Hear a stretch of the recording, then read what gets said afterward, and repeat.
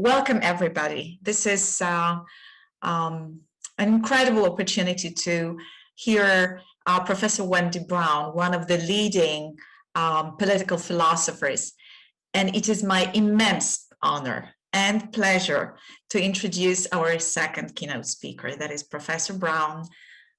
Professor Brown holds the class 1936 first chair in political science at the University of California, Berkeley.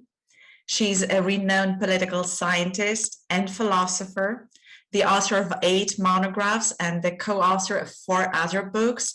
I don't know when you have time to sleep, that have won her numerous awards, as well as, and probably even more importantly, appreciation and enthusiasm in the US and abroad.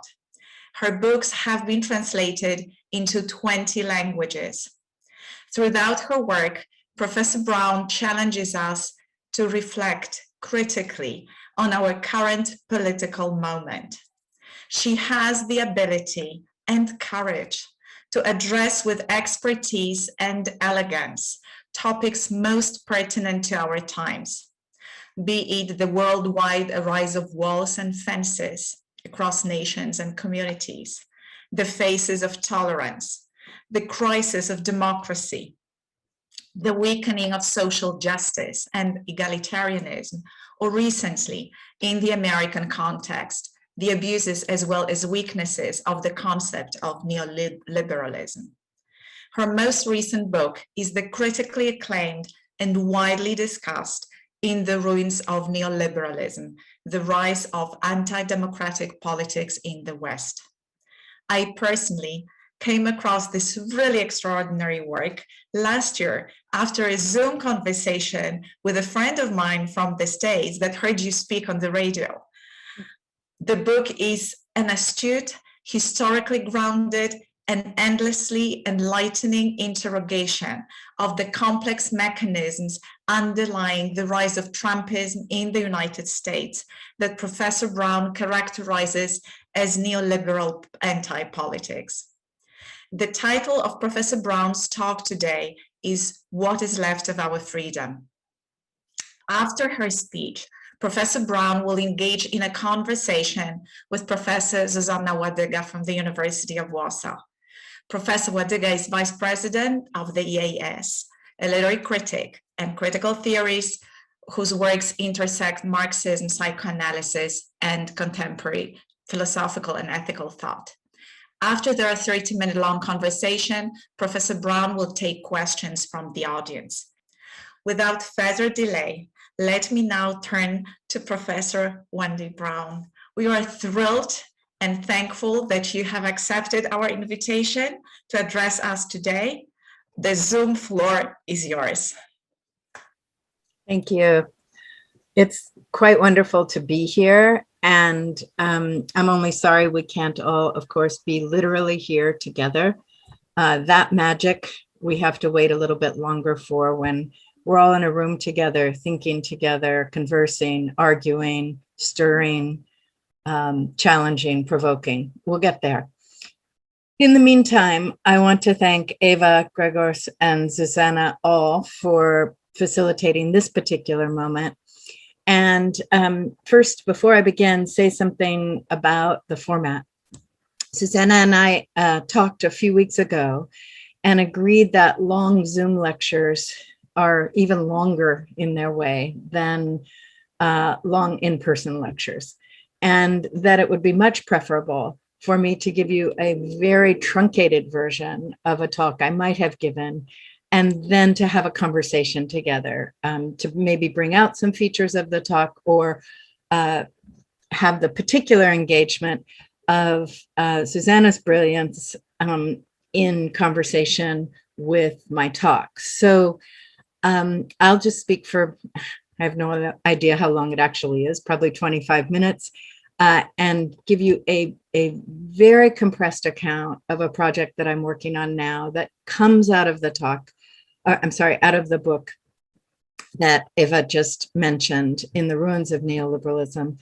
And that's a project concerned with freedom, what freedom is today, what its possibilities are, where we are with freedom in what we used to call liberal or constitutional or bourgeois democracies. Now we're not quite sure what to call them, but let's just call them, the constitutional democracies of modernity, both in the Euro-Atlantic world, obviously also in places like India and large parts of Latin America and so forth. So that's the project. The project concerns freedom. It's something I've been thinking about working on in an indirect way for some time, and now I'm turning to it rather directly. So here we go. How have we arrived at what may be the most irresponsible, antisocial, and undemocratic understandings and practices of freedom in modern Western history? Today, freedom is the contrivance by which already broken political and social orders are further dismembered and degraded, by which social justice is attacked as totalitarian, yet also by which authoritarian political power is legitimated, by which racial, gender, and sexual hierarchies are resecured through conservative Christian annexations of heretofore secular provinces of public and economic life. Freedom today is the auspice for flouting or rejecting public health ordinances, refusing science and fact on disease and on climate change, for neo-Nazi and Klan rallies, for carrying military-grade weapons in public and commercial spaces. Paradoxically, through extensions of both religious and secular liberty, freedom is also the auspice through which women are denied control of their reproductive lives, LGBTQ rights have been curtailed, and in Europe, Muslims may be restricted in their modest dress practices. It is the rubric for reintroducing Christian prayer in schools and eliminating textbooks on evolutionary science or materials on sex education. Above all, freedom is often deployed today to attack democracy itself. How did we come here? If liberalism's stipulation of liberty as a private individual good quietly ignored social powers of inequality, marginalization, and abjection that bore on its enactment, today, anti-democratic authoritarian liberalism is the political form that has converted liberty into a rabidly aggressive defense of these powers. Divested from popular sovereignty in particular, and democracy and democratization in general, animated by the unprecedented social disintegration generated by neoliberal reason, freedom within this form, what I am calling anti-democratic authoritarian liberalism, is much more than anti-statist. It's anti-democratic, anti-political, anti-social, and too often anti-life. Of course, I rush to mention that it's not only in our time that freedom has turned murderous, supremacist, or imperial. Since their birth, Western ideals of freedom have gifted their beauty and their power both to the dominant and to the cause of retaining that dominance. As critical studies of the intellectual tradition of theorizing freedom and histories of racism, patriarchy, capitalism, and colonialism reveal, freedom has always been Janus-faced, both the brass ring and the knee on the neck for the wretched of the earth. If today's variant licenses especially unsheathed expressions of viciousness and entitlement by the historically powerful, this may index a certain state of emergency for that power. It also indexes neoliberalism's unprecedented disembedding of freedom from social responsibility and from democratic rule. Before considering both, I want to reflect very briefly on freedom as a singularly human need. Given political freedom's abridged and distorted qualities in our time, it can be difficult to recall what makes freedom a radically human problem, even, I might argue, a radically human need. Contemporary discourses of freedom largely figure us as on or off leash, in or out of the cage, commanded or running free. In short, as a certain kind of domesticated animal. This figure is terribly misleading. Human freedom arises out of what I still will insist is a peculiarly human problematic. We alone among the creatures construct, inherit, and inhabit orders and systems of power of our own making, yet which often escape our control. These are often inevitable and unnamed, inevitably complex, and traverse psychic, social, economic, cultural, and political domains of existence. We alone among the creatures are dominated through such powers, and not only by physical strength, or command, or rules, or interdictions, or control of resources. We alone struggle to craft and govern our lives, individually and together, amidst orders of power that we generate and reproduce, but often slip our grasp. This includes, of course, powers entailed in modes of production and consumption, in finance and technology, but also powers of culture and religion, and in stratification and subject constitution at the site of gender, race, sexuality, caste, ethnicity, and more. Neither natural nor divine, emanating from yet exceeding human intention, stewardship, or consent. Such powers generate hierarchies, exclusions, subjectivities, potentials, conduct, suffering. And the more sophisticated, globally integrated, ubiquitous, and invasive that such powers become, and I would say this increasing complexity and reach of power may remain perhaps the only way that history can still be said to develop today. So the more complex and invasive that such powers become, the greater freedom's challenges. It is this singular species generativity and potential for collective self-subjugation through that generativity that can be named as freedom's scene. A scene ignored by that figure of us as animals leashed, commanded, or free to do as they please.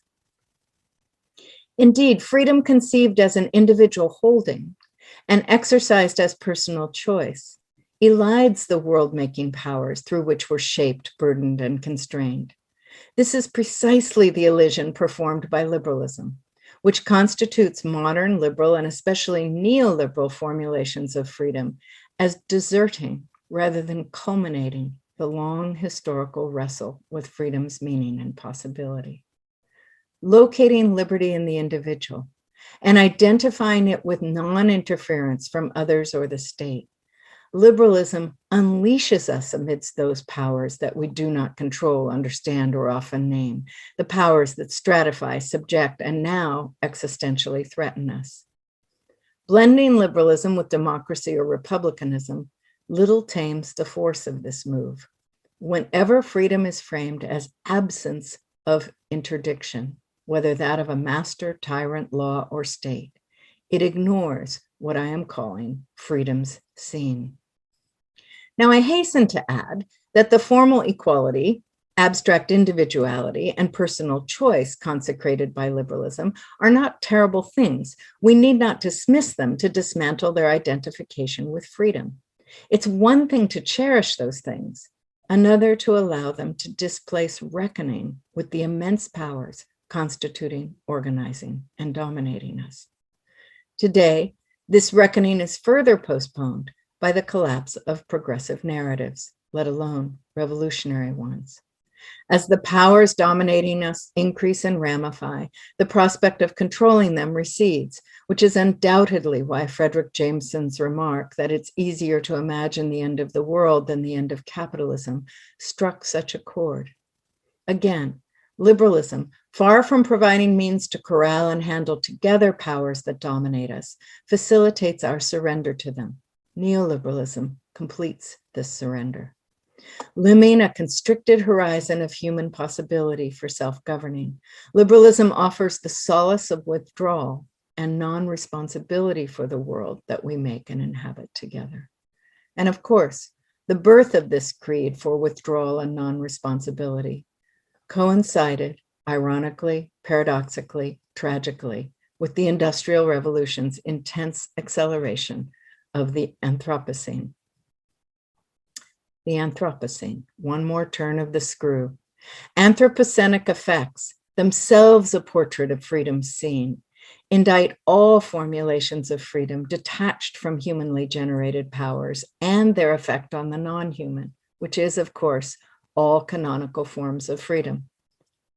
These effects confront us with the existential, rather than ethical or moral requirement of placing responsibility at the heart of freedom. This indictment of all previous forms of freedom and this requirement of responsibility, these are one piece of freedom's novel predicament today. The other pertains to what freedom has become in the age of anti-democratic authoritarian liberalism, the gangly phrase I mentioned at the beginning and which I now want to open up. So why this phrase, anti-democratic authoritarian liberalism? To depict right-wing formations and right-wing regimes that have arisen from liberal democracies today. Whatever their differences across spaces, places, cultures, and so forth, these formations and regimes are anti-democratic insofar as they aggressively ignore, subvert, or cynically manipulate established legislative processes, insofar as they attempt to end-run checks on executive power and seek to bend all public offices and functions to that power and aim to eliminate the independence of courts and oversight agencies.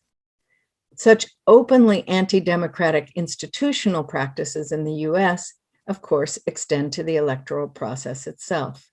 Attempts to manipulate and maim it through gerrymandering, voter suppression, bloating it with corporate funding, encouraging foreign and domestic efforts to disrupt and corrupt it, challenging its very legitimacy.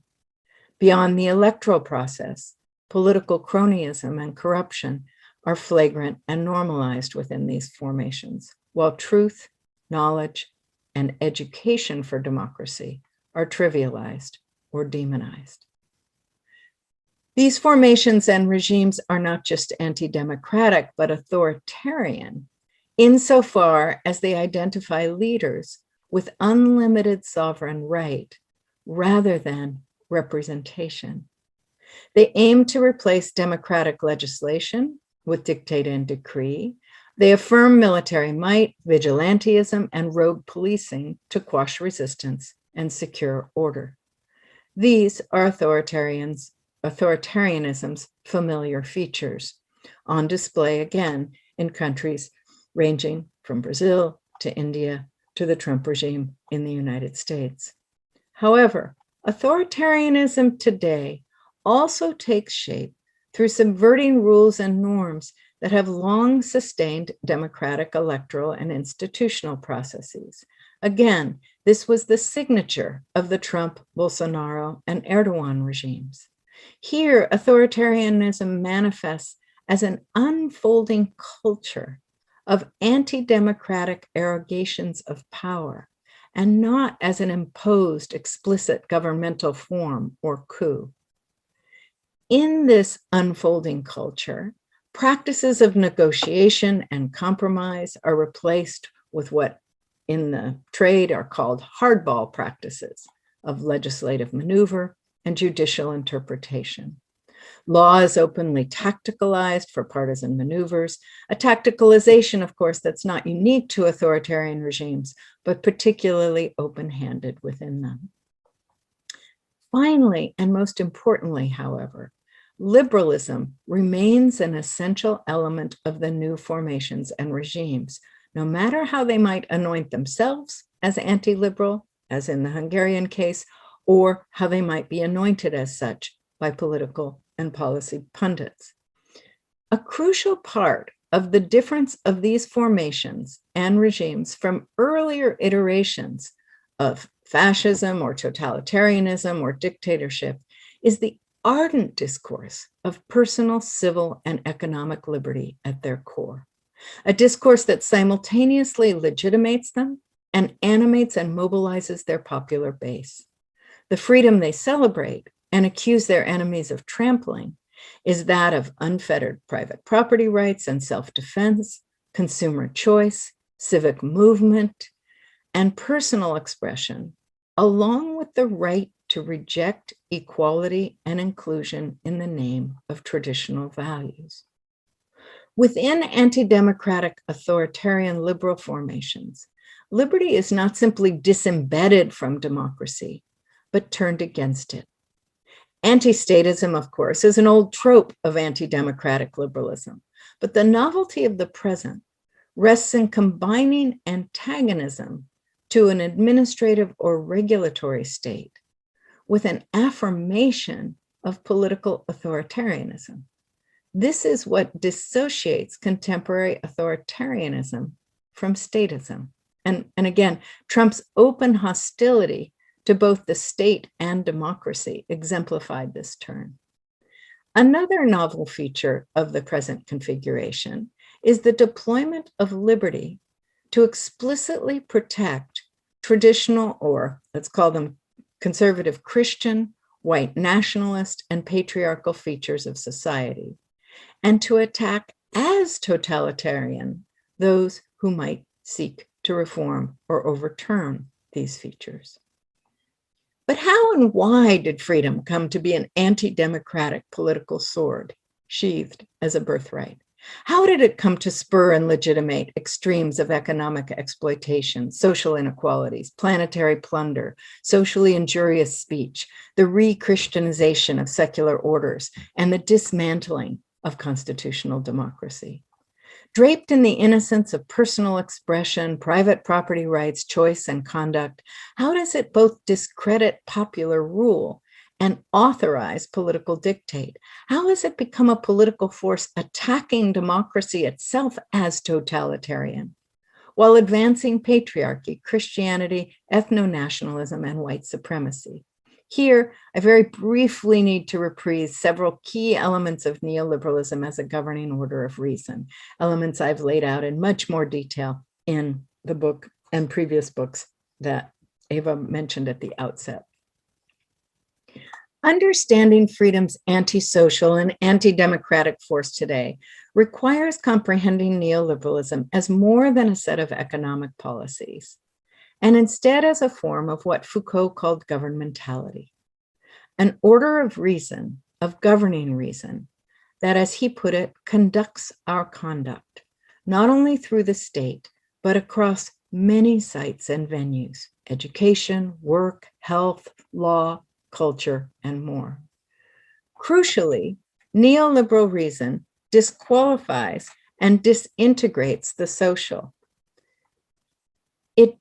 In doing so, it disembeds freedom from a domain that would make its exercise modestly responsible to others, and that features the histories and powers establishing social justice as a democratizing project. Neoliberal reason also severs freedom's connection with popular sovereignty, and thus with democracy.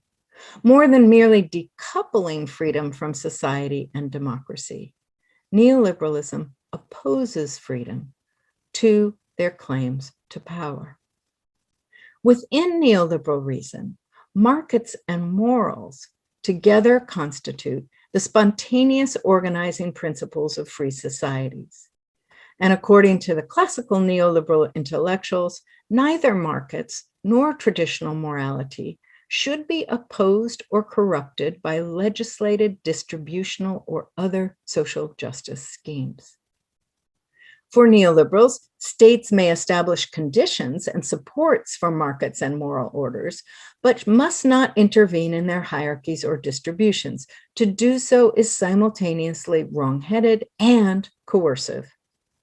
This is what makes popular sovereignty itself dangerous, especially in the age of the universal franchise, where the people in power, according to the neoliberal intellectuals, will inevitably seek to remediate inequalities created by markets and traditional morality. Thus, architects of neoliberalism condemned popular sovereignty as illiberal and literally sought to pry it out of democracy. In sum, neoliberal reason as a form of governing reason detaches liberty from both social justice and democratic rule, hence from social and political equality. At the same time, the neoliberal valorization of markets legitimates class inequality, and the valorization of traditional morality legitimates gendered, racial, sexual, and nativist hierarchies and exclusions. Taken together, these moves make neoliberal freedom even less emancipatory, egalitarian, or compatible with democracy than its liberal predecessor. These moves drain liberal freedom of whatever emancipatory force it once had, detaching it from even the ideal of Kantian moral autonomy, Millian human development, or Tocquevillian republicanism. Anti-egalitarian and anti-statist, freedom wars against social justice. It becomes an entitlement to refuse democratic principles and accountability, and it becomes compatible with political autocracy or authoritarianism. This is the point at which freedom's historical arrogation by the dominant, an arrogation not exclusive to neoliberalism, but that arrogation by the dominant to protect and extend its dominance, is now brewed together with the anti-democratic and anti-social freedom of neoliberalism and displaced rancor against neoliberal effects. Now, things become darker still as this kind of freedom is dipped in the acid wash of nihilism. Nihilism in Nietzsche's very specific sense of a condition in which, as he puts it, the highest values devaluate themselves because they have become defoundationalized. These values are deracinated, literally torn from their roots, but not therefore disappearing. Absent their foundations, which Nietzsche argues, and Tolstoy, Dostoevsky, Weber, others would argue after him, once these values are absent their foundations, which reason and science erode as they topple God, values become fungible, trivial, instrumentalized, easily adjusted to and for other purposes. And that becomes a spiraling process that furthers the devaluation of values. Truth itself is among the values transmogrified in this way. Building for centuries, this feature of nihilism is intensified today as values are openly branded, monetized, and deployed for both partisan and commercial purposes in our time.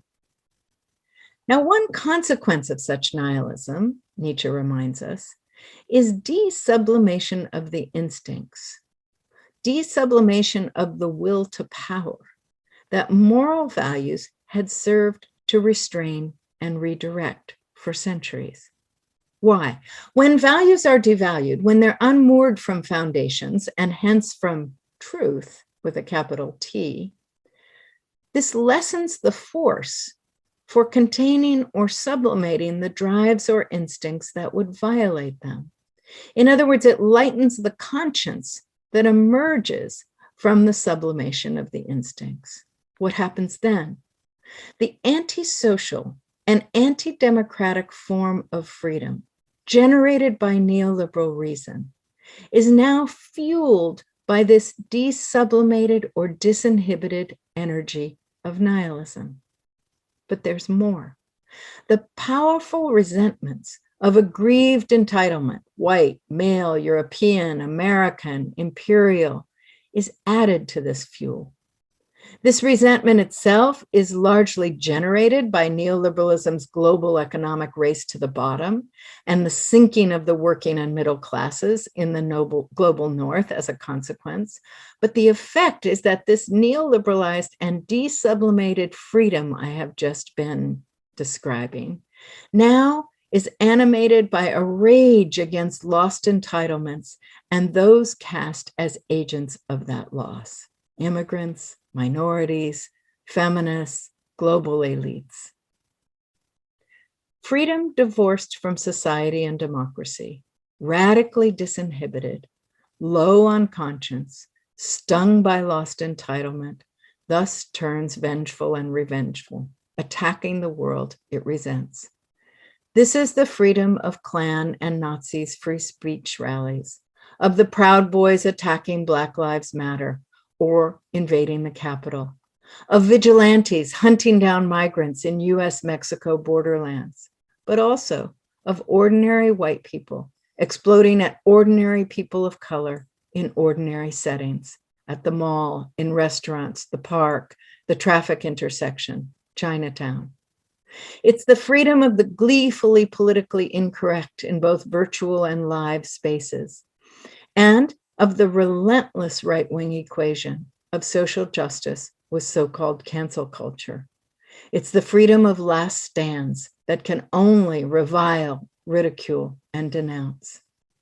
This is how nihilism's desublimated will to power intersects neoliberal reason's attack on society and democracy, and intersects neoliberal socioeconomic effects to produce the monstrous form of freedom that we pondered at the beginning of my remarks. Neoliberalism's consecration of markets and traditional moral order in place of democracy and society are the framework. Nihilism's desublimations and disinhibitions are the fuel. The legacy of entitlements from colonial white male supremacy are the animus. This antisocial, anti-democratic freedom is also embedded in longer, larger anti-democratic projects bound to re-Christianizing the nation. Here, freedom detached from democracy and embedded in markets and morality is deployed legislatively and juridically to secure conservative Christian norms entitled to govern in schools, courts, public and commercial spaces. In other words, here, gender and sexual equality, for example, are challenged not through frontal attacks, but by enhancing the power and expanding the venues for Christian religious liberty beyond home and church. Through scores of decisions rooted in neoliberal jurisprudence, conservative Christian businesses, hospitals, and nonprofits have won the right to impose their values on those that they employ, serve, teach, or care for. This is freedom against equality, yes, but also freedom against social justice tout court. Freedom expanded in its range and reach to displace other justice principles. It is freedom to facilitate the project of re-Christianizing nations and making hierarchical traditional values into governing truths. In sum, in the street, I'm suggesting, freedom is mobilized in this form as a vicious attack dog on what remains of society and democracy, while in legislatures, courts, and other institutions, it's mobilized for the preservation of historical hierarchies and exclusions, as well as corporate power. At both levels, it converges easily with affirmation of an authoritarian political schema insofar as it aims at de-democratizing the state. As the spawn of neoliberal reason, neoliberal socioeconomic effects, nihilism, and the long imbrication of liberal freedom with protections of supremacies and their exclusions, this formation will not, I want to suggest, melt away as neoliberal economic policies are abandoned. Compared to policy, which, as we have seen in recent weeks in the American presidential administration, can be changed on a dime, orders of governing reason build and recede slowly. Their effects generate their own logics and trajectories, subject and social formations. Moreover, the political force of disinhibited, antisocial, anti-democratic freedom both anoints and fortifies a dying demographic clinging to its hegemony with its last breath. For the scene of freedom with which we began, in which the complex powers we generate become forces of history and social life that dominate us, this formation is a mirror, not a resource. Neither justice nor liberation are available within its terms and coordinates. So what are we to do with freedom at this historical conjuncture when it has gone rogue, ripped from context through which it could support rather than destroy prospects of justice, eco-viability, or peaceful cohabitation? Do we abandon it or transpose it into another register? And if the latter, What might be freedom's place in elaborating visions and values that could both resist these forces and script political, economic, and social coordinates for a more sustainable and just future? What could be freedom's part in redeeming the promise that humans might control the complex powers we generate and not only make a grievous, frightening mess from our distinctive species' capacity to generate powers? What kind of freedom do we fight for now?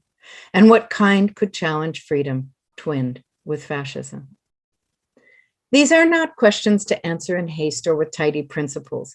They're provocations for empirical, theoretical, and political work to come, all of our work, not just mine. So let me conclude with just a very few speculations about them.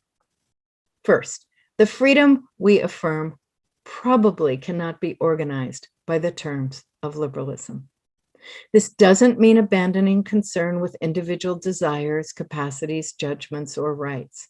But there's no room and no time left on this planet to govern with principles arising from an ontology that detaches individual existence and actions from complex human and earthly interdependence, from the extraordinary systems of power we generate, and from the movement and fate of the whole. Liberalism opposes freedom and justice and freedom and planetary viability and compromises a hope of robust democratic rule. Second, freedom must be bound so tightly to responsibility that the latter is known and felt as freedom's constitutive ethos rather than its limit. Responsibility, in turn, must be extended to intentional and unintentional effects and all that humans touch, including the most delicate balances in human and ecological communities. More than simply socially re-embedded, freedom must have at its heart responsibility for our species' unique power to alter everything through our activity, and activity itself must be broadly understood, that is, pertaining to speech, to action, to collective being. Third, freedom must be embedded in aspirations to deepen and expand democratic rule everywhere, workplaces, communities, nations, and beyond. Again, this doesn't mean demonizing choice or individual latitude, but nesting these within practices of a common good, shaped by and controlled by an educated democratic people. Finally, freedom in theory and practice must continuously reckon with powers that are difficult or impossible to democratize. These would include contemporary material powers of class, gender, race, and powers carried in linguistic, discursive, psychic, and technological registers. That such powers are not always possible to collate and govern in common is freedom's permanent provocation and incitement, not its defeat. Naming and challenging these powers is an element of the permanently unfinished work of freedom, which reminds us again that political freedom is not ever an absent or present state, not a principle to be enforced or a space to be cleared. It is rather the persistent endeavor to know, control, and handle in common the humanly generated powers that otherwise dominate us, dominate other life forms, and dominate the planet we have yet to steward with care. Thank you.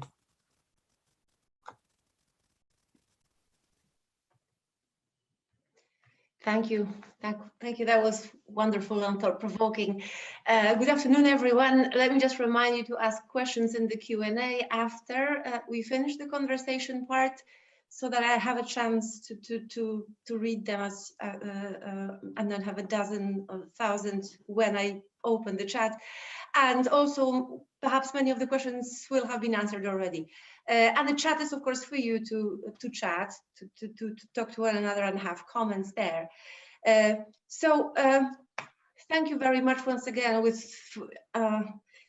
teasing with such precision the relationship between this fiction of the liberal sovereign subject and the present anti-democratic authoritarian liberalism. And you use the word imbrication for it, which is if you understand it geologically, right, it gives you almost an image of this rock, of this fiction of liberal sovereign subject, and against it there stand anti-democratic uses of it, authoritarian, and also those liberal ones, and then it all floats in the acid, which erodes of nihilism, which erodes whatever small niches of resistance you could possibly find there. So thank you for making it so clear. And what I would like to ask you first about would be this asset of nihilism. Because you talked, and its relation to responsibility, accountability, equality. Because today, and also in the ruins of neoliberalism, you pay attention to the fact that you talk about conscience, as you did today, and you say that it's nihilistic dissolution with which there comes the dissolution of the will to power, of potency, capacity to act, to do, is also as well leading to the dissolution of responsibility for ourselves and for others. So there is this loss of connection between potency and responsibility. And you also gave examples of how angry white male supremacists, angry Karens in parks are perhaps a festive examples of it, right? Like very caricatural examples of that, festive, using Nietzsche's word. So there is the weakening of the will to power. In nihilism, there is losing of the sense of responsibility and then losing the understanding of equality. And that's a line. So it's a tragic situation, and you emphasized that Nietzsche was saying it was tragic. But then being ambiguous about nihilism, Nietzsche also said that it is a disease that carries within itself a cure, right? That is a crisis condition, sort of like a teaching moment. And he says it's a moment of the deepest self-reflection of humanity. Whether man recovers from it is a question of his strength.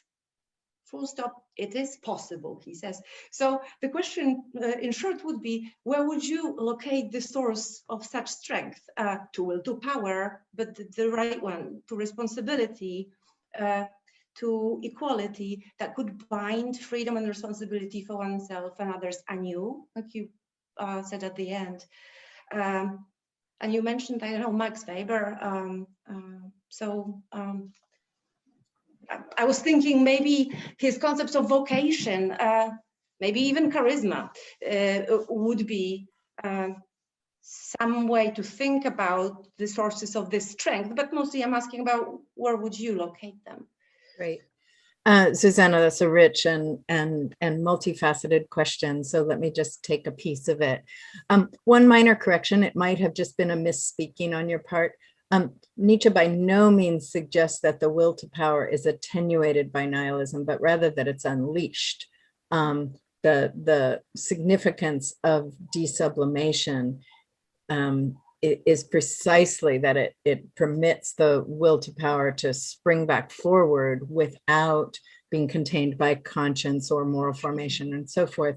But what I've tried to do is take Nietzsche's formulation of that problem and saturate it with some historical and cultural context, and understanding that the will to power is not ever just this ontologically pure or instinctual thing that we get from the 19th century thinkers, whether Freud, Nietzsche, whatever, but is always saturated with content of historical and cultural specificity, and the content I'm giving it in this case is enormous frustration and woundedness in the context of neoliberal dethronement of entitlement, especially by a wounded white male working class. But I want to suggest more broadly, even at the level of kind of national subjectivity and identification, what does it mean to not be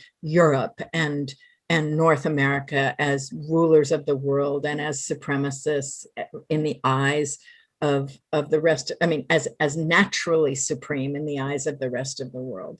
So I just wanted to make that minor correction, that the will to power is out and about even in Nietzsche's formulation, but For him, it's without the specific content that I'm trying to give it historically and culturally. But to your question, this is always the moment one has to break with Nietzsche.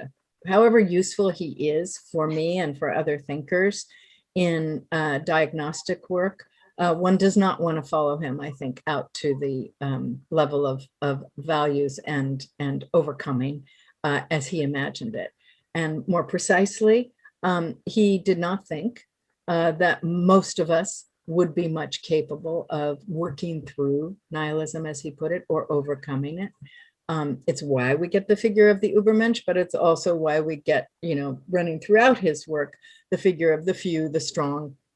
And I think Weber picks this up in his own understanding of politics. So I want to go a different direction here. And not just to be nice and lefty and social democratic and so forth, but because I actually think we can go a different direction. And that direction is this. What does it mean to have this crisis of nihilism in relationship to values? One thing it means is all the symptoms I described. Values become trivial and mundane and instrumentalized and weaponized and so forth. And we see evidence of that absolutely everywhere today. But another thing it means is that it can be interpreted, even imminently to the relations that have produced this crisis, as a call for founding values some other way than at the level of a God or nature. That rather than looking for a way to re-secure truth, even through science, political and social truths, or political and social truths by which we decide to govern ourselves, have to be secured at the level of judgment and decision, not at the level of ontological foundations. And Nietzsche certainly knew that. He knew that once you give up the idea of God being the origin of moral truths and moral order, all that's left, as he put it, is man himself. But the question of whether we, as opposed to an individual strong I, can take on that task is, I think, the question before us. And I want to suggest that that's where we are in this moment, that we are faced with having to decide what is worth valuing, how should we live, what do we want to include in the domain of equality and sustainability and justice? And what do we do with differences among us about that? How do we make those judgments and deliberations? How do we argue it out? And how do we fight fair, as it were, in having those arguments? A post-nihilist, sustainable democratic future will not be delivered by the ontological calls of the earth or the spirit or the cosmos. It will be delivered by decisions that human beings make. And either we make them together or we allow them to be made by corporations, by international institutions, by concentrated power interests. And what I'm suggesting is that a democratic response to nihilism is a response that says, we don't get to look outside anymore for a source of our values. And I'm also addressing here analytic philosophers and others. We don't get to arrive at them by pure logic or foundations or sources outside of ourselves. We arrive at them by thinking together what needs to live and what needs to die. What do we think we want to value and place at the center of our concerns as a village, as a region, as a nation, as a world, and what do we shed? And that is an enormously hard project. I'm not saying it's made any easier than Nietzsche's solution to overcoming nihilism, but it is, I think, the 21st century project, recognizing that the answers to those questions are in rooms of human beings or non-rooms of human beings, spaces of human beings. They are not in technologies, in science, in gods, or anywhere else. Right, yes. But then the question that arises is that okay, if we have genealogically x-rayed everything and we almost know that we need something new, that we cannot rely on the knowledge that we've had already, and we set up to do what you're just saying, then the question of equality is still requires attention, because we can all do the vocational project of Weber and say, let's all be very self-aware and very honest and truthful and dedicated and to whatever we do, and engage in teaching something that will help people's lives every day, for instance. But this is, and also have the knowledge to do this and do this for the common good. But it's easy to set up a set of ethical principles like that for oneself, or political principles like that for oneself.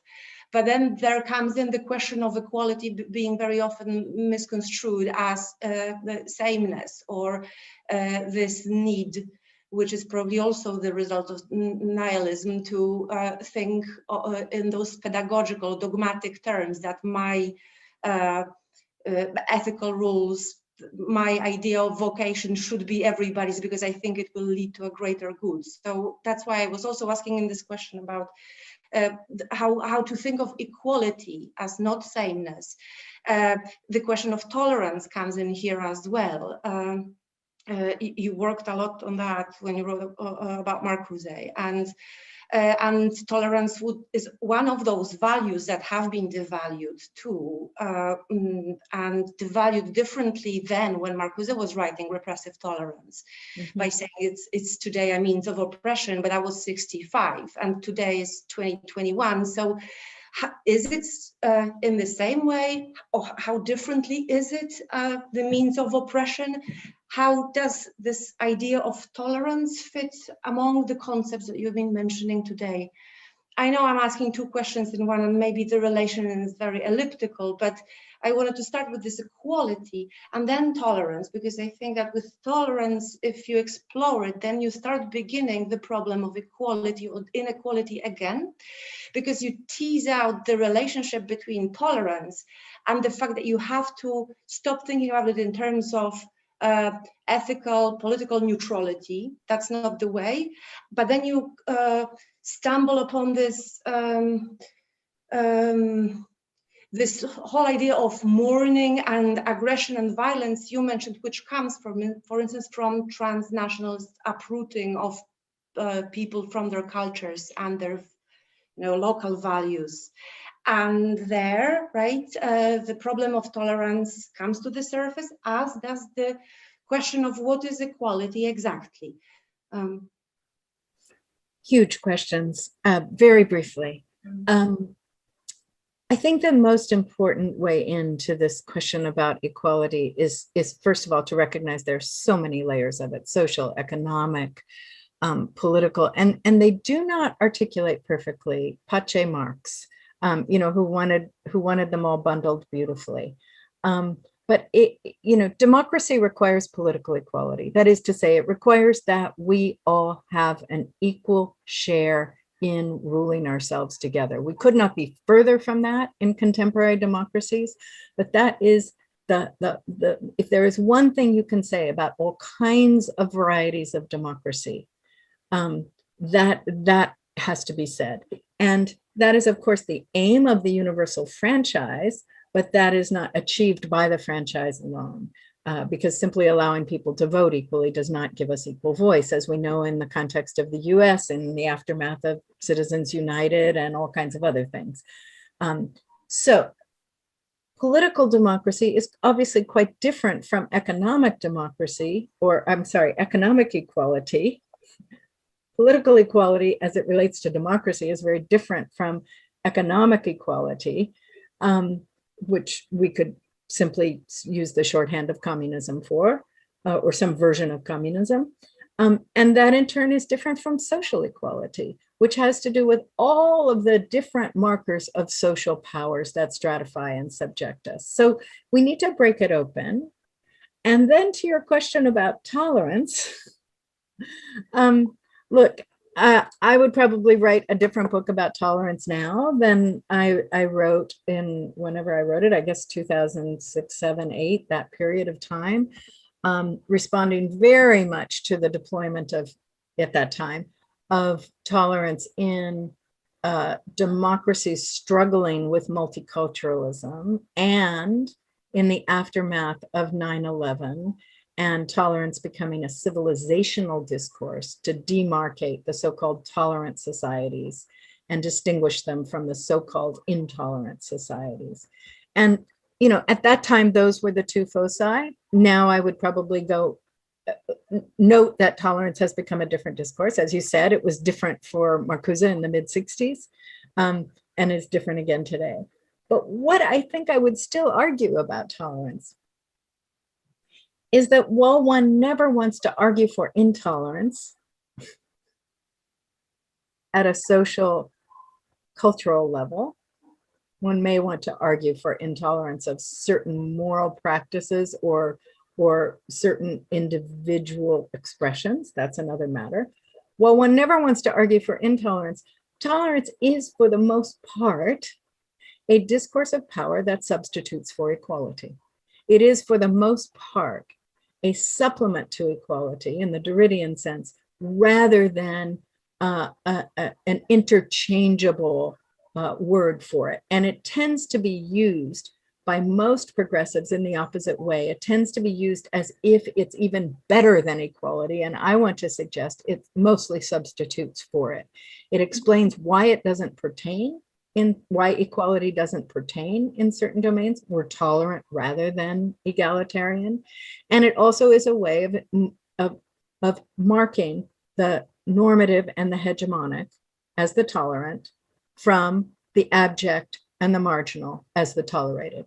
And there is no discourse of tolerance that doesn't have that normative function at its heart, and that doesn't have that active power that goes with it.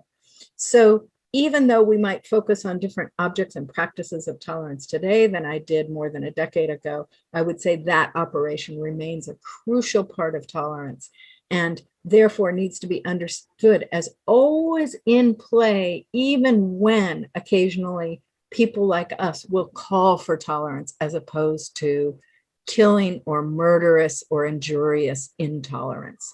For example, the hounding or rejection or attack on immigrants or on Muslims or on LGBTQ people or whatever, that we don't have another language to bring to that demand for restricting such violence. But at the same time, we must not mistake that act of restricting violence or restricting hatred, or what I called aversion, restricting the enactment or the acting out of aversion. We must not mistake that for equality or inclusion. Mm-hmm. Thank you. The reason why I asked the question about tolerance and linked it to equality is now I think because I was thinking more of linking it to responsibility, because of course I agree with everything that you say on what tolerance is, and that this is one of those horrible discourses that never did anybody any good. But it's interesting how, well, I want to say that it did do some good. It stopped really bloody, religious wars. I mean, it's not as I mean, there are these people who have these benign versions of tolerance. First you have tolerance, then you have equality. I reject that, and you do too. But I don't want to say throw it out. I want us, this is where we get lost sometimes in critique. If you critique it, you're rejecting it. No, if you subject tolerance to critique, you get that opening up of its powers and its abjections and so forth. And all I've ever had to do to really convince people that tolerance works this way is asking them, how do you feel when you're tolerated? It's a horrible feeling. It's an absolutely horrible feeling to be tolerated. Okay, I interrupted you, Zuzanna. No, and this is not, for me to talk here, but I just wanted to explain that, of course, I understand that tolerance was a different thing in the Middle Ages, and then it was a different thing in many places, and then it's a different thing for Marcuse, and it's different now. But what you were saying just made me think of the connection between tolerance and responsibility, and how that discourse somehow eludes the question of responsibility. And when you were talking now, I was reminded of one lecture I heard by Terry Eagleton, where somebody asked him about terrorism, where he very soberly responded that, well, it's our culture too. And he quoted from Shakespeare saying, Prospero and Caliban, that dark thing I take as my own, I acknowledge as my own, and that we should be accepting those parts of things that this white supremacist discourse does not tolerate, as precisely also signals of the fact that that part of responsibility for how interconnected that culture is has been lost. So that was perhaps the point of my question. May I ask you about the role of culture, because I started with this idea of strength in Nietzsche, and so this is how I also thought of asking you questions about the possible sources of reacting to nihilism, and the rebuilding values, which is what you talked about today, and restoring those connections that you talked about today between certain aspects of how we function as communities. And culture, naturally, in the context of such a conference, comes to mind, right? Because culture has been, Frankfurt School and so on, stripped of its critical potential, right? That it cannot really intervene any more, that its critical function has been lost, the function to critique. But I was thinking together with, as you know, with Raymond Williams about some things that one can say about cultural practice, including the practice of academia, of course, not just art of any kind, of culture as having this potential for generating what he called emergent values. And I thought about this because you're talking about values here. The emergent values being opposed to residual values, which are, of course, the ones that sustain hegemony and hegemonic culture. Emergent values were the ones that he called the emergent in the true sense of the word, not new, but really in the formation. And he also called them radical. Radical also in the strict sense, like going to the roots and not just being extremist. And I wonder what you think about this. How would you relate the way you are thinking to his idea of emergent values? I think what culture can do. Sorry. Yeah. The typology that Williams offers of the places of values and the idea of the emergent, I think is helpful to a point. My own tendency is to think more with the 20th century continental, and we could call it Foucauldian, Deleuzian, etc., framework in which we appreciate the extent to which values will always be immanent to the relations of power through which they're created, that there's an immanent relation to emergent values that I think is somewhat neglected by Raymond Williams' beautiful formulation. I mean, I find the text rich, but it's Foucault who gives us this appreciation of the extent to which you're not just going to get emergent values in culture, they're going to be emergent from and in response to and resisting, but also contained within extant relations of power. And that's the added dimension I think we need to understand for where values come from. They don't just pop out. That isn't to say there can't be utopian understandings or utopian values emerging, but what you would get from the Foucauldian world is a reading of those utopias as themselves reflecting or repurposing, as it were, existing relations of power. So I just want to keep that idea of immanence closer in than you might get from Williams. I want to just say one other thing, which is that I don't accept the formulation that culture is stripped of its function as critique at all. I think today we are seeing quite the opposite in all kinds of practices of culture, high and low. And I don't think I don't accept either the middle or early Frankfurt School understanding of culture as having been absorbed so completely by capitalism that it's lost that function. I think we misunderstood what absorption. I think we totalized the notion of absorption in that epoch of thinking, and I think what we're seeing, especially in music, but not only in music, but really in all different kinds of the arts, and other kinds of, I guess I want to call them cultural, social movements.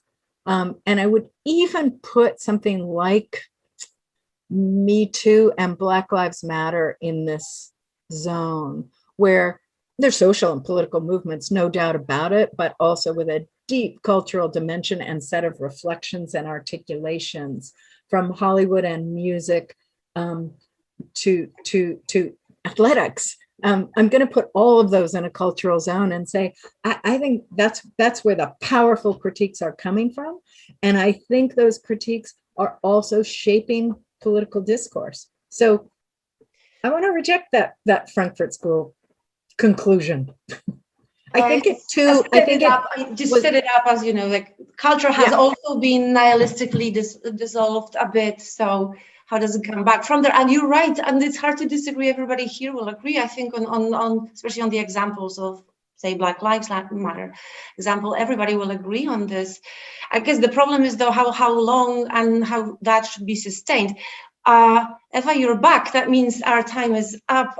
So thank you, Wendy, for the privilege of this conversation. And now we will move to, yes. Yeah. Thank you, too. It was really a pleasure. And I look forward now to talking with the audience. So let me open now the Q&A. There are two questions from the person whose first name I can see. So I will just read them both, and probably the next one is really the question that he or she would like to ask. Thank you so much for your talk. Trumpist neoliberalism seems to appeal to some women and people of color too in the US.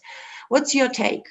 Also, while Christianity is obviously being weaponized by the far right, do you think emancipatory aspects of the religion, for example, that may have served the abolitionist movement, can be reclaimed for social justice struggles today?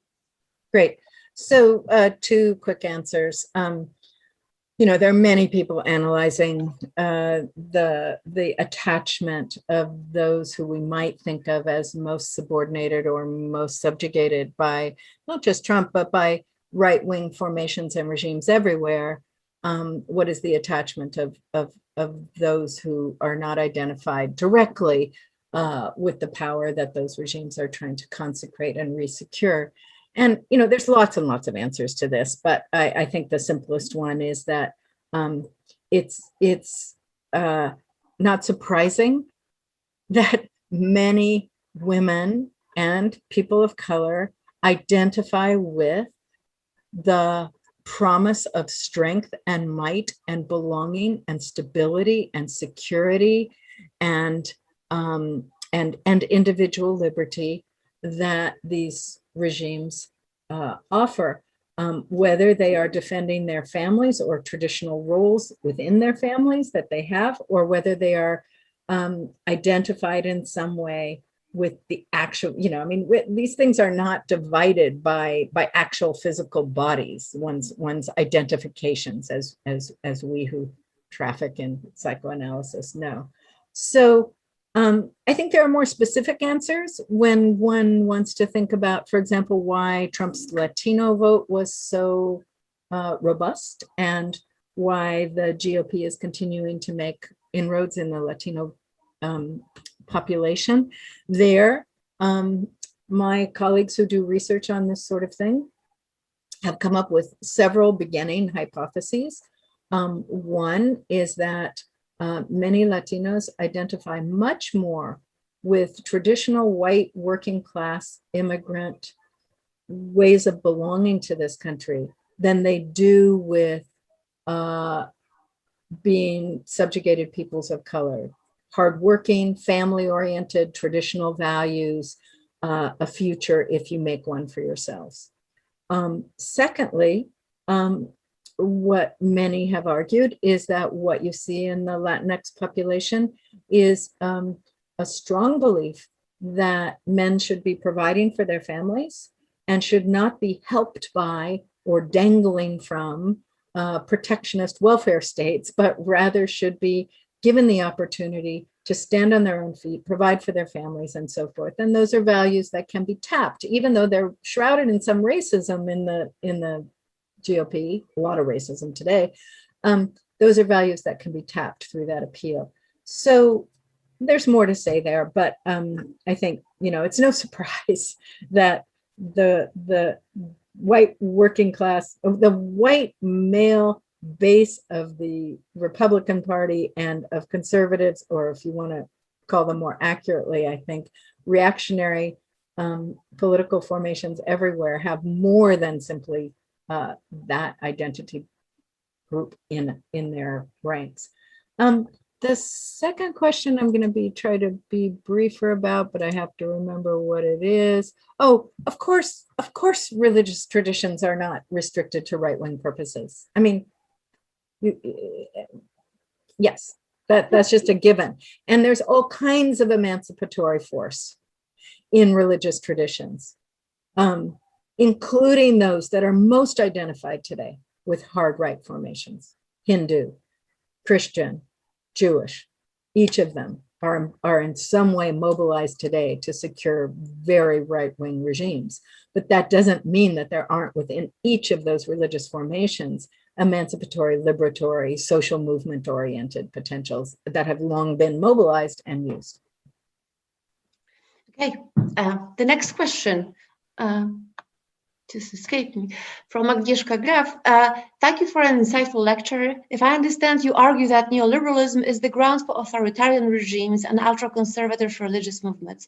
This seems to be clear about the US, but what is your take on welfare chauvinism, right-wing regimes which openly attack Western liberalism, Orban, Kaczynski, our Orban, and engage in generous policies that consist in redistribution. Ultra-conservative movements also tend to attack the free market and individualism. Do you read this rhetoric as a smokescreen, or are you willing to consider that there is a powerful right-wing response to neoliberalism?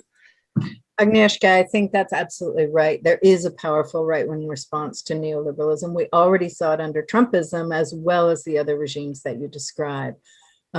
Not only strong nationalism, withdrawing from so-called globalization, but also strong redistributive schemes, building into something closer to we could call it national socialist formation that has still, I want to argue, an authoritarian dimension, a liberal dimension, and an anti-democratic dimension. But of course, they are very different from the specific form that you would see in the contemporary UK or the US.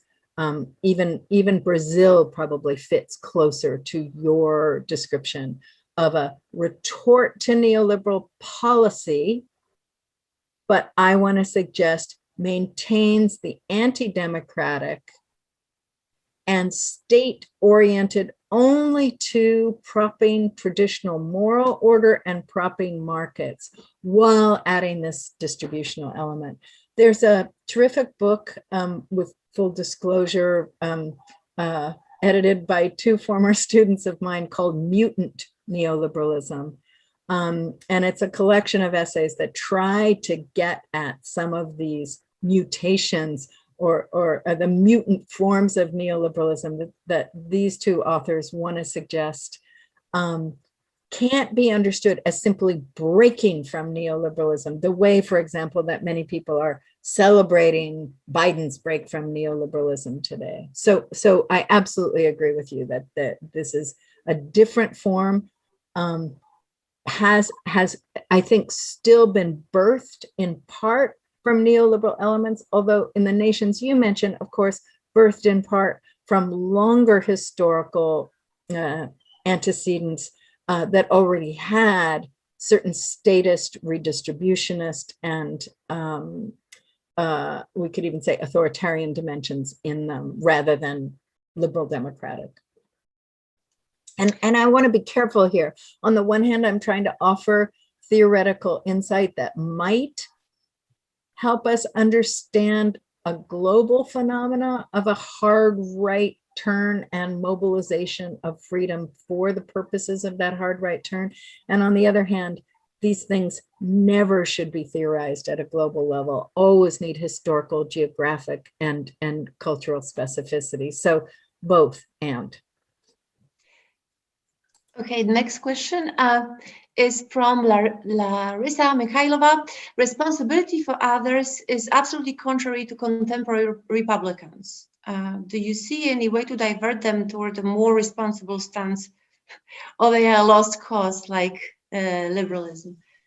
Well, I don't think, I mean, you know, what we've learned, of course, in recent months, but new for some time, is that they are not one group. And I think, you know, many of them would argue that responsibility for others is exactly what they consider to be at the heart of their concern, except it's responsibility for family or community and so forth. And I think that there's possibility. I don't think conversion is probably the apt lexicon here, but I think there is possibility for transforming some who are attached to traditional values and a certain kind of economic order, as that economic order is increasingly discredited from left to right for the very reasons we just talked to. The right wing was already giving up on many of the economic principles of neoliberalism. And now what we see is mainstream, or, you know, liberal centrists, which is what we thought Biden was until he steered so hard to the left for various reasons we could talk about in another hour. What we're seeing is neoliberal economic principles are being abandoned right and left. The question is whether we can get to this larger governing order of reason, the anti-democratic and authoritarian and anti-social justice dimensions, and begin to break those open among people who have hearts, care for, I'm not talking about, you know, the real jerks. I'm talking about those who, or simple power opportunists, but those who have hearts, have cares, are deeply engaged with family, with community, and beyond. The question is whether that's reachable through a post-neoliberal and post-nihilist appreciation of how values are developed and deliberated about. Next question is from Kasper Barczak. The desublimated form of will to power that you have described, aren't they forms of what Nietzsche would rather be calling resentment? Ressentiment? And if so, resentment is also an attempt to subdue or deny will to power. Okay, all right. So here's what I'm trying to say. Nietzsche gave us this formulation of will to power. Or, I mean, you know, in Freud, we also have the idea of, I mean, he's the one who really is the powerful theorist of sublimation and desublimation of the life and death instincts. And we could, you know, without too much mangling, though I'm shy about doing this with Zuzanna watching, we could put Nietzsche and Freud together here talking about unsublimated or desublimated instincts. What I have tried to do is get that appreciation of sublimation and desublimation moved away from a relatively essentialist formulation offered by Nietzsche and Freud, in which there's simply instinct, and then it's contained, and it's subjected, by the making of conscience and by the authority of culture and of the father and everything else. And, one begins to attack oneself and become neurotic in Nietzsche's case, or lacerate oneself in Freud's case, or lacerate oneself and become neurotic in another sense in Nietzsche's account. What I'm trying to do is suggest that ressentiment in the form of today, in the form of rancorous rage at a lost sense of belonging and entitlement and the American dream or any other dream, the European dream, the UK dream, that has to be understood as brewed into or saturating that so-called instinct of the will to power. So we're not just getting a desublimation of a pure will to power that strikes out randomly in destruction and aggression, but rather we're getting a desublimation of a personality formation that imagined it was entitled and belonging in certain ways, is wounded in that imagination and is striking out against specific others, feminists, Muslims, immigrants, and the demand to care about the world. And so they're not the same, that ressentiment and that will to power. But what I'm trying to get at is the way that the aggression that is decontained, the disinhibition that nihilism produces, is coming out in a very specific and ugly form. And that there is an element you can desublimate and not be attacking immigrants. You can desublimate, you can disinhibit and not be actually turning that into a vile assault on non-white America. But when this wound is what's at stake, the desublimation will be animated by that. And these are imprecise formulations, but that's the brew, that's the mixture, or what you called, you underscored as the imbrication that I'm trying to get at. Okay, next question. Philip, you see, Wendy, this question, but Philip has withdrawn it because he said Agnieszka Graf has already asked it. He says that later in the chat. So I'm moving on to the question by Krzysztof Rowiński. Thank you for your talk. You put responsibility and generativity at the core of the concept of freedom, which therefore seems to rest on a notion of self-determination, a term that has historically sustained the liberal subject and its implication in colonial and imperial formations. And this connection is this connection necessary to keep freedom, or are the ways of salvaging the concept of freedom as a concept decoupled from notions of self-determination, agency, and subjectivity?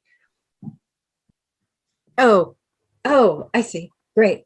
No, I actually am trying to shift responsibility and generativity to a more collective understanding.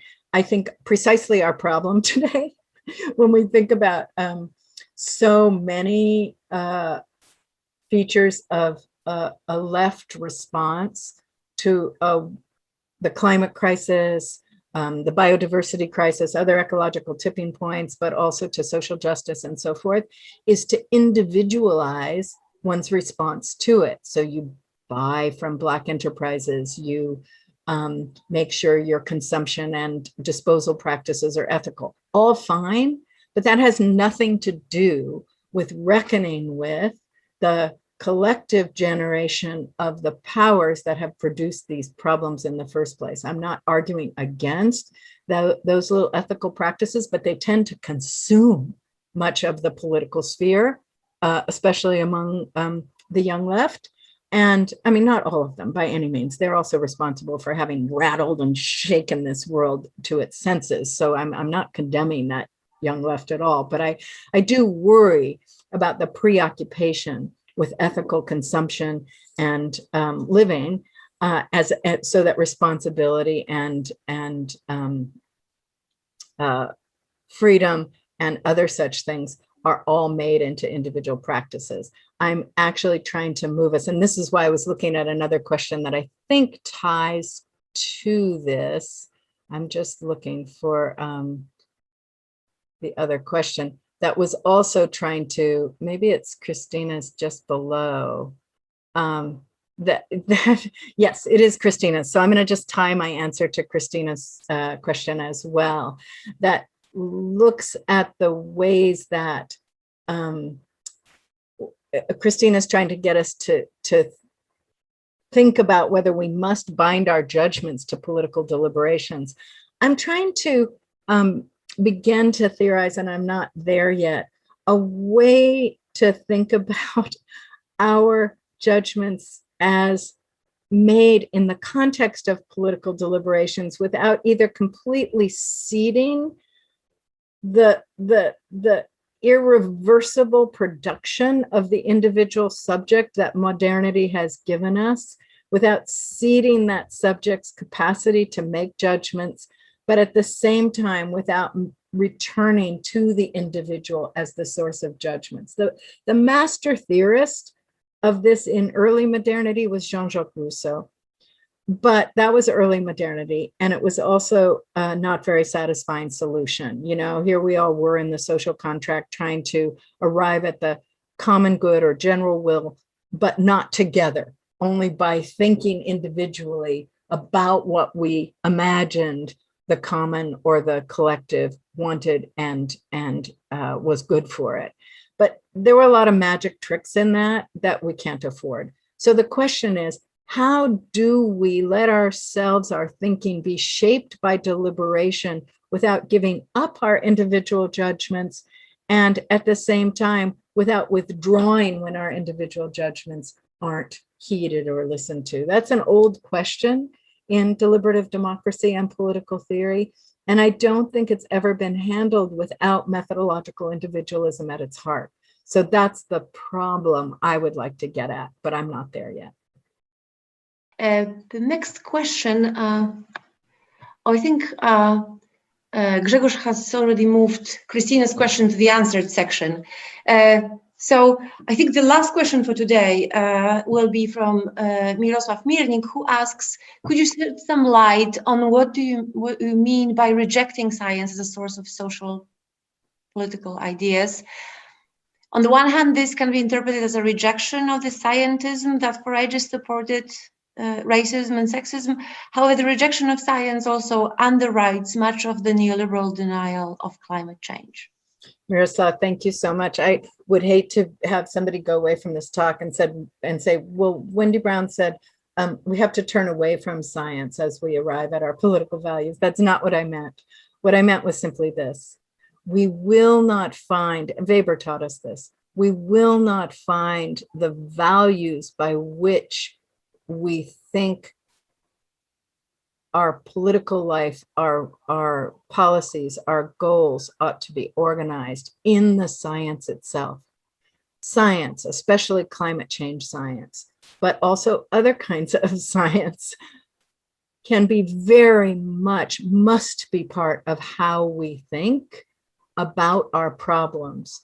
But finally, the question of what we value, human life, other earthly lives, wilderness, housing, the question of whether we want to prioritize reducing inequality ahead of other kinds of political values or political purposes, or whether we think something like stemming the climate crisis by any means possible means we set certain kinds of egalitarian, but also perhaps even democratic deliberative processes aside. Those values, and I'm giving concrete policy decisions within those values, but also the very value of community, of art, of education. Those values will not come from science. They will come from decisions about our interpretations of where we are, scientific and non-scientific. So I'm not rejecting science as such. I'm rejecting it as the source, as many techies and technocrats believe it to be, the source of what of the answer, what is to be done. And that what is to be done question is always a human question. It is not a science question. Of course it's a science question when it's simply a matter of, you know, do you keep this in the refrigerator or out? But those are not large public policy questions. Those are other matters. Okay. Okay. I think we have to finish. Eva, your mic is off, so we can see you nodding. Yes, no, what I was trying to say, because it's been an hour and a half, and that has been very intense. That must have been very intense for Professor Brown. And I would like personally to thank you. And I hope I'm speaking on behalf of all those that are muted in the audience, speaking of power, that it has been a superb lecture. And I would like to thank you so very much for answering those questions in such a nuanced way. Yes, and you know, taking the time. Thank you so very much. I do hope that we can host you at the University of Warsaw. It's really something. And after this lecture, I'm absolutely convinced that this is a must. We wish you all the best in your future endeavors, and continue writing those really insightful books that provoke and that challenge the audience. And that's really what they are doing very well. Thank you so very much for joining us. Zuza, would you like to add something? Yes, I would like to thank as well. Thank you, Wendy. Thank you so much. Is it the subtitle of the book on freedom going to be "What Should We Do"? I have no idea yet. Titles come to me very late, and sometimes they come well and sometimes badly. But let me take this opportunity to thank all of you and to say how much I always enjoy talking to the American studies people in Europe. I only wish we could go out for drinks now, although it's very early in the morning now for me, but for you, and continue the conversation, and I could find out what you're thinking about. But I also just want to thank you for having me today, and I very much look forward to coming to Warsaw someday in the future. Thank you. I hope you will. And thank you for all the inspiration with nihilism. And thank you everybody for staying with us. Thank you. Thank you. Bye. Bye-bye.